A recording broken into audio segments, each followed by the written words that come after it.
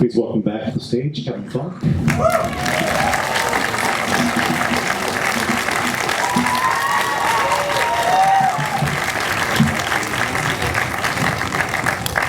And Kevin, do you want to bring some other people up? Yeah, I know we're running a little short on time because we started late, but if all the actors who are here from the film could hustle up on stage, that would be wonderful.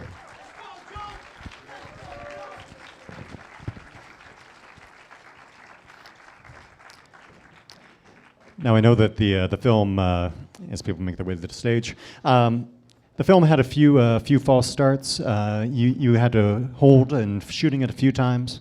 How much did it change over that period of time in terms of how you envisioned it? I know the short film that you made, Destroyer, before this had an off-ice incident. This one kind of revolves around an on-ice incident as a catalyst. And I was curious to know, in that kind of time of working the story, how much did it really change for you?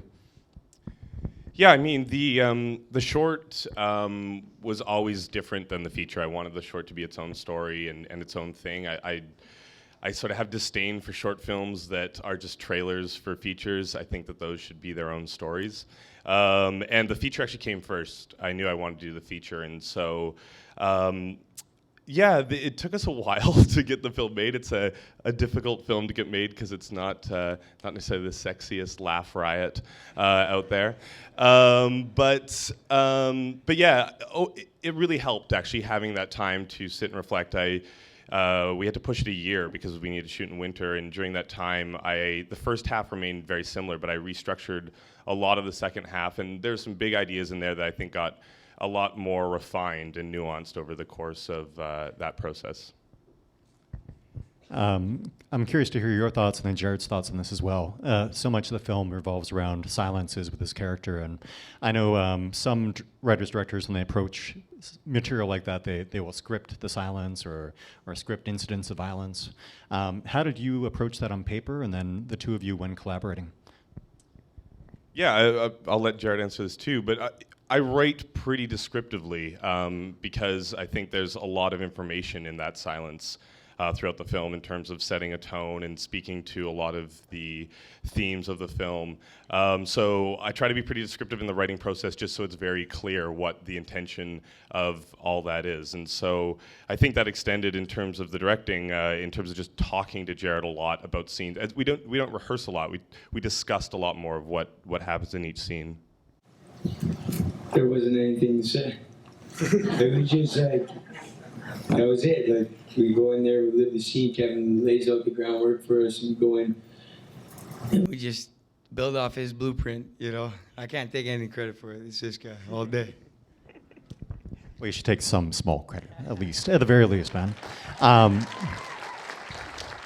It's a fascinating film aesthetically because I think it's it's so rooted in its location, and yet so much of it is almost claustrophobically shot, and it has this very disorienting effect actually to be that close to him, and yet to have what you can actually tell are these expansive backdrops behind him. Maybe you can talk about your relationship with Ben Loeb and kind of fleshing that idea out. Yeah, for sure. Ben Loeb, who I'm sure many people here know, is a cinematographer I've worked with since university. Yeah, let's give Ben a round of applause. He didn't show up tonight. He's shooting a commercial somewhere or something. But yeah, Ben is one of my closest friends and certainly my closest creative collaborator. And sort of speaking to that point of silence, when you have a script like this, you have to really utilize the formal qualities of the medium in terms of sound. And Eugenio Bagtalia, who is here, is our incredible sound designer. I think a lot of silence like that is very brave, bold sound design, so Eugenio deserves a ton of credit. And that transfers to Ben as well in terms of a marriage between those two elements. And so with Jared, his character's struggle is his inability to communicate and really express himself. And so in terms of telling that story, you have to use those formal qualities to express a lot of those emotions and themes that he can't. So that sense of claustrophobia and this heaviness of the image is really vital in terms of a way to actually properly articulate that. Do we have any questions out here? Right in the middle.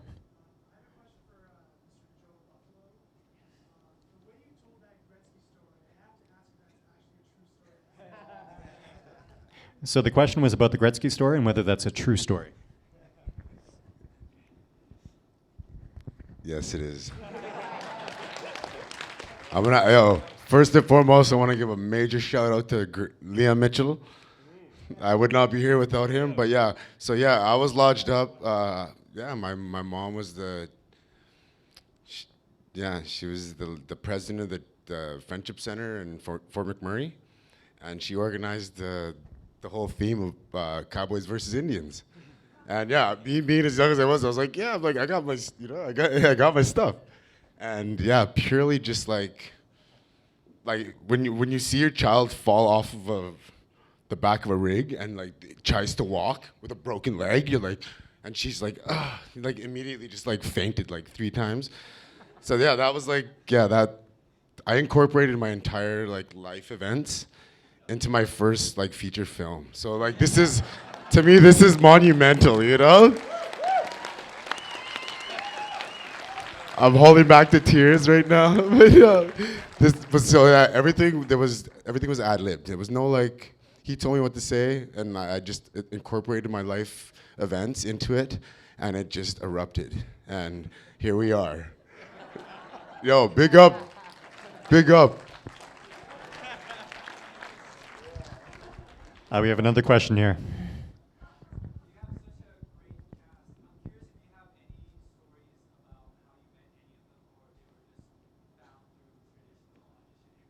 How you found your cast? Yeah, well, I would say the starting point is actually Paul McGillian over here. So big ups to Paul. Paul I worked with on my very first sort of serious short, which was called A Fine Young Man.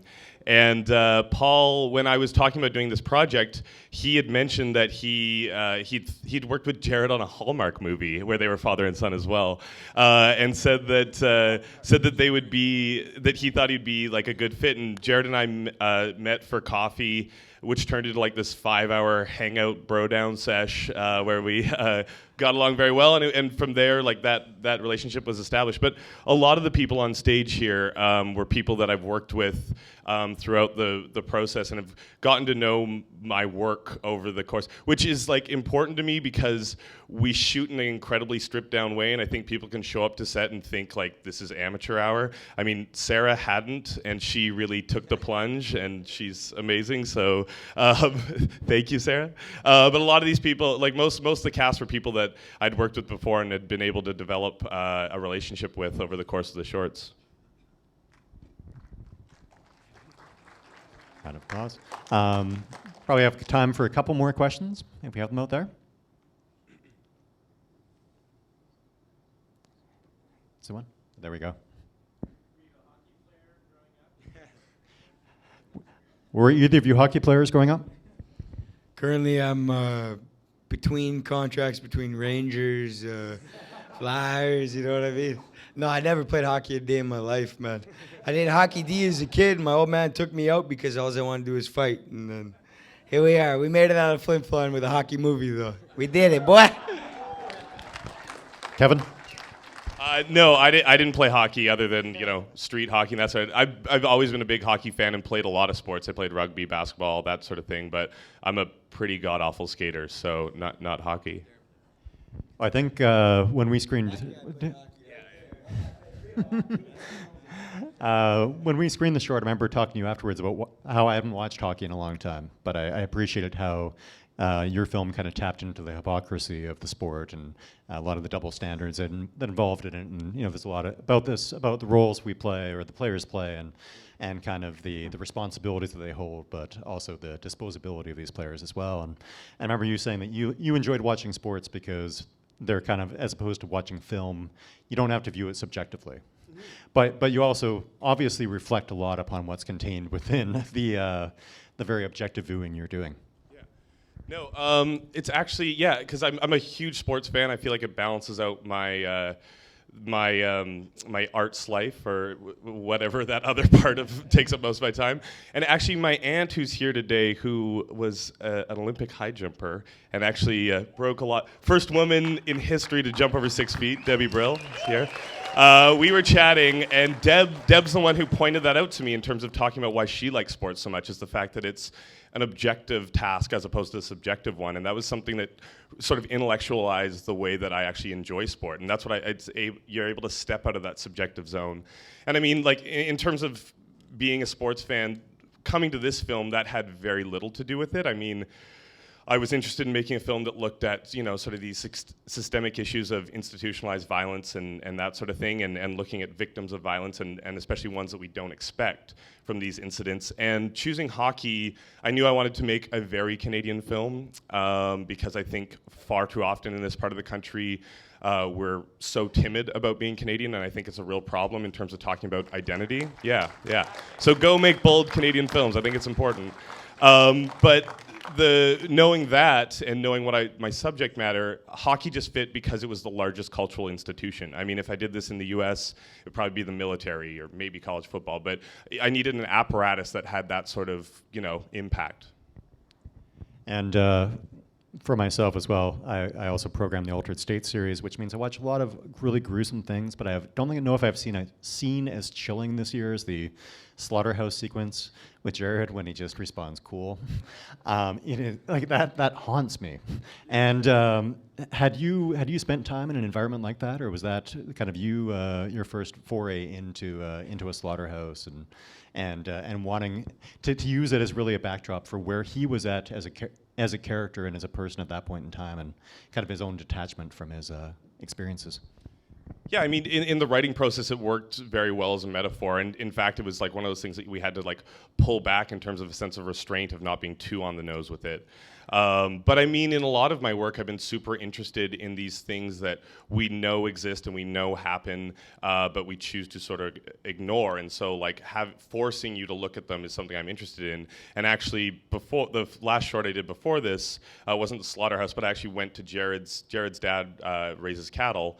As one of the things that he does. And so I went to a branding weekend, which was actually more disturbing to watch at first than a slaughterhouse, because, you know, you're just branding the cattle, and that's sort of like a shocking thing if you're not around it. But what's interesting about all these things, and it's the same stepping into the slaughterhouse, and it's why I think it's an interesting thing to use, is how normalized you get to it so quickly. Like, the first couple of cows that went through that were killed, it sort of shocks you and chills you. And then after that, what is kind of, I think, fascinating and probably more disturbing is how quickly you lose that sort of sense of empathy and how quickly it becomes normal. And so, again, when talking about violence in this way, that was like a very powerful and useful metaphor to use. And when we shot it, it's one of the things I love about working with a guy like Jared and a lot of these people is I didn't want to interrupt the flow of things there. I didn't want to stress the cows out more than they already were. It's a pretty terrifying, awful experience, obviously.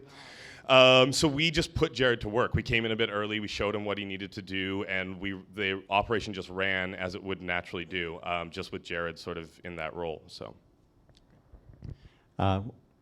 That's our last question. So we thank you all for coming. We thank all these people for the film, and Kevin's going to say one last thing here.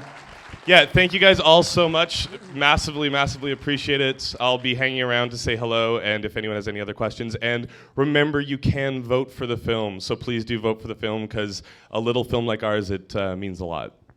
I just want to say thank you to all my family. I came out from Saskatchewan, from Manitoba. My mother, my stepdad, Gary, Donna, Kevin, Trevor, Angie, everybody, man. Anton, Ravi from East Van. Clinch MMA for life. We got you guys. Thank you for coming out. We got you. Bye.